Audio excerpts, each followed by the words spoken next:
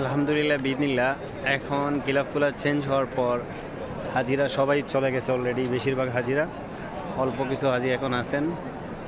আর এই গিলাফগুলো এখন কি করা হবে, একটা আরেকটার সাথে জয়েন করে সেলাই করে পার্মানেন্টলি রাখা হবে ইনশাআল্লাহ বিদিনিল্লাহ। আর একটা কথা, অনেকেই বলে আমার কাছে কাবার গিলাফ আছে, আমার কাছে হ্যান অনেকে অনেক কিছু বলবে। আসলে এটা সম্ভব না কারোর কাছে কাবার গিলাফ থাকা। এটা হচ্ছে সৌদি সরকার তার কাছে নিয়ে বিভিন্ন দেশের রাজা বাদশাদেরকে গিফট করে, জনসাধারণের কাছে এটা কখনোই দেওয়া হয় না।